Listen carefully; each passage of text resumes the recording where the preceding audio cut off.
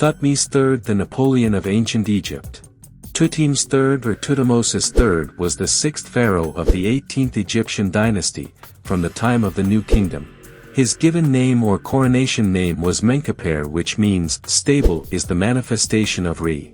Theoretically, he ruled for more than 50 years, but this period must include the 22 years of reign of his aunt and stepmother Hatshepsut, wife of his father Thutmes II, who assumed the throne during his minority. The dates for the reign of Tutemes III vary depending on the authors.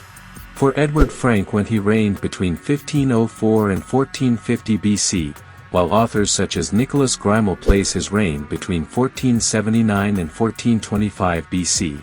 Tutemes III was notable for his military activity, but also for his intense construction activity. Some authors consider him one of the most important pharaohs of ancient Egypt, having even been nicknamed Napoleon of Egypt by James Henry Breasted. The family of Tutemes III. Thutmes III was the son of Pharaoh Thutmes II and a concubine named Isis.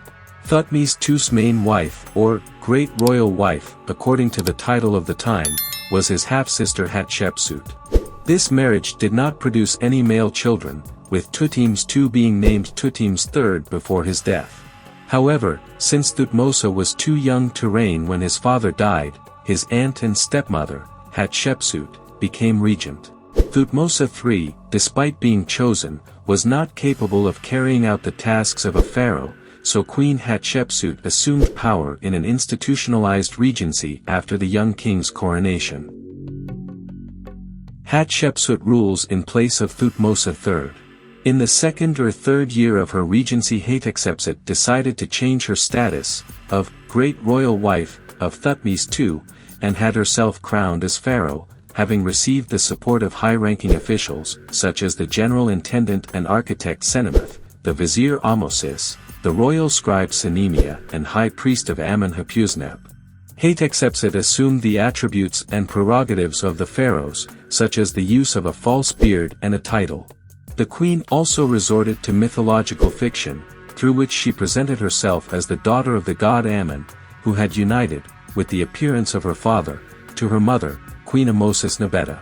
Hatshepsut ruled as pharaoh for 22 years. Despite being relegated to the background, Tutemes received an education that suited his status, having been instructed in military arts. It is likely that Hatshepsut assigned Thutmose command of a military expedition to Nubia and other foreign lands. Thutmose married a daughter of Hatshepsut, Menkheperré, who died in the 11th year of Hatshepsut's reign. Tutemes also had Hatshepsut II and Satia as his wives. From the first, who some consider to be a daughter of Hatshepsut, were born Princess Meridamon, Amenhotep II, his successor, Prince Menkheperré, Princess Isis, another princess called Meridamon, and Princess Nebeshenet. Satia, daughter of a royal nurse, bore the titles of Great Royal Wife and Wife of God. There are no known children of this queen. In addition, he had several foreign wives who served as international alliances with Syrian and Canaanite princes. As soon as he became king, which occurred after the death of his stepmother, Thutmes III ordered the destruction of statues of Hatshepsut and had the inscriptions of her name, present on the monuments, erased, replacing it with the name of his grandfather, his father, or by his own name. He did this to not allow her to be remembered, as an act of heavy revenge for having part of his kingdom stolen, because according to the religion worshipped in ancient Egypt, erasing someone's name is condemning them to eternal death, since that every time the name of a dead individual was mentioned in the world of the living, the dead person would be given bread and beer in the world of the dead. Tutemes also legitimized his power through the god Amon, as revealed inscriptions engraved on monuments.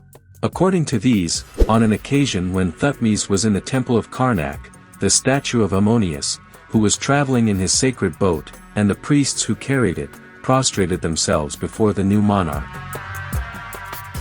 The reign and military campaigns. In the 34 years he was in power, Thutmes III undertook 17 campaigns in the Syria and Palestine region, all of them very successful. As a result of these campaigns, Egypt expanded its dominion to the Euphrates River. The account of these campaigns, known as the Annals of Thutmes III, is recorded on the walls of the boat sanctuary in Karnak, and was written by the archivist and royal scribe Tianyuni. He made an expedition to Mitanni after crossing the Euphrates River and extended his conquests to the region of Nebeta, in Sudan.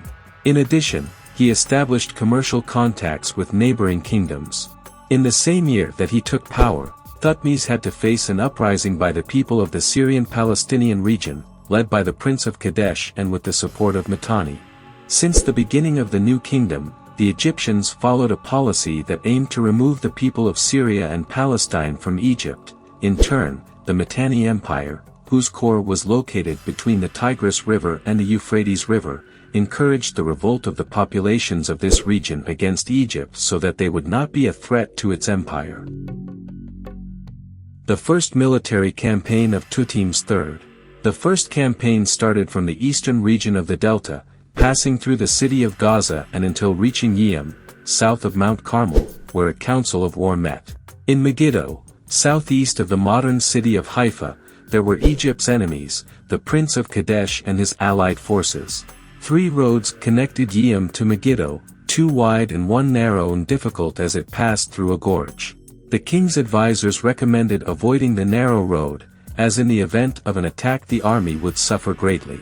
Tutemosis III had a contrary opinion and ordered him to follow the narrowest route, which was the fastest. Megiddo was besieged for 7 months, until it surrendered to the Egyptian army. Tutemosis then left towards Tyre, taking the cities of Yanoam, Nujaz and Harenkuru.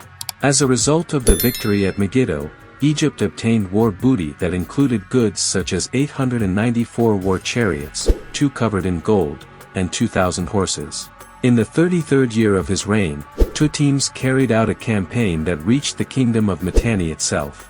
The pharaoh orders the construction of several boats made of cedar wood, which are placed on carts pulled by oxen and used to cross the Euphrates River. The confrontation is not described in detail in historical sources, but it is known that its result was the escape of the king of Mitanni and the capture of soldiers and women from his harem. In commemoration of the victory, Tutemosis had a stele erected next to the river next to a stele that had been erected by his grandfather Thutmes I. Upon returning to Egypt, he took the opportunity to hunt elephants in the Orontes Valley. According to the sources, the pharaoh would have been reckless, angering the animals that were in a lake, and it was necessary for one of his soldiers, Amenemheb, to enter the water to save him. The administration of Thutmose III. Tutemosis developed a large and developed administrative system. In it, the rulers of subject states were obliged to pay annual tribute to Egypt. These rulers should also obey the pharaoh's representative in their region. Tutemosis III also welcomed at his court, in Thebes, 36 young princes from subjugated regions who were educated according to Egyptian customs. When they became adults, they returned to their homelands, with loyalty to Egypt guaranteed. When Hatshepsut had decided that she wanted to take charge of Egypt, she enlisted the support of the great clergy of Ammon thanks to large sums of money. Now, the priests posed a danger to Tutemosis III. He then, to please them, enlarged his dominions. However, at the same time, he ended up decreasing his influence by appointing high priests and his friends.